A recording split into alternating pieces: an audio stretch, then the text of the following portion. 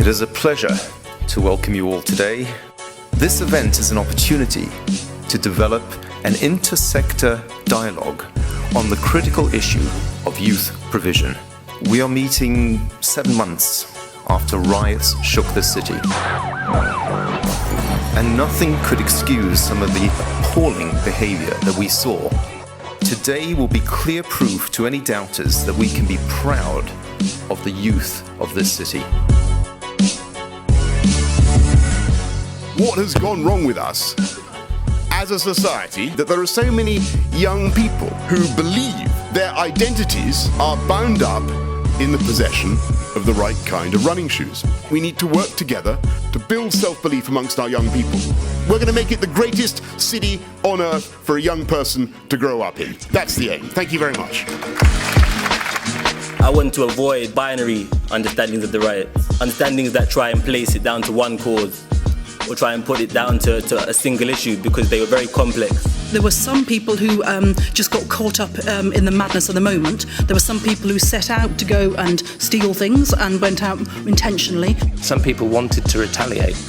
They wanted to retaliate against individual incidents, but they wanted to retaliate against the broader system in some way. How do we understand what young people are thinking, what their concerns are, what their fears are? If you think you've got no respect, why should you give respect back to the community and to the police? Once you turn 14, there's nothing to do apart from very expensive courses that our parents can't afford to pay for. Councils and the national government should be reprioritising opportunities for young people. After the riots, churches have been taking action to establish, for example, more youth projects and citizenship projects in schools. We managed to get together a really nice group, and we spoke to them. We said, look, what do you want to do, guys? What do you think we should do? What's really simple, and what can we do this Sunday with no money?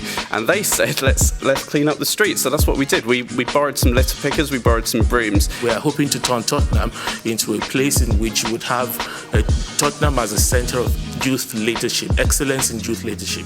The value of being a human being has become repeatedly negated, and that wasn't started by our children.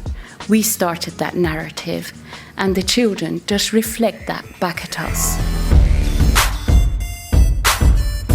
We sort of posed some questions really to the group. Why do young people start dealing drugs? And what can be done to stop this happening? If it's an issue around money, then there needs to be some jobs available for young people. It is hoped that up to 30,000 will take part next year, but there are major concerns about financing a project that costs over £1,000 per participant. We need to kind of celebrate and then nurture the artist in all of us. We need more young people standing up to be, elected as youth MPs. We have to change the way we think. We have to have a new systemic engagement. Where do you think you're going just like that? I told you I'm going for an interview. Have you any experience of selling? Yeah, I used to hold the line for my boy selling cheese. Goodbye. Can you go now, please? What could he have done differently to change the outcome? It's the whole environment around him, his friends, his mother. Hey, easy, I'll tickle you.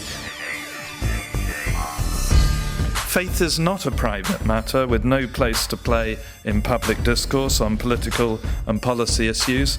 Archbishop Desmond Tutu once famously observed, "I am puzzled about which Bible people are reading when they suggest that religion and politics don't mix." One of the biggest things that brings people together is involvement in voluntary and community activities, and there are far too few young people involved in that area.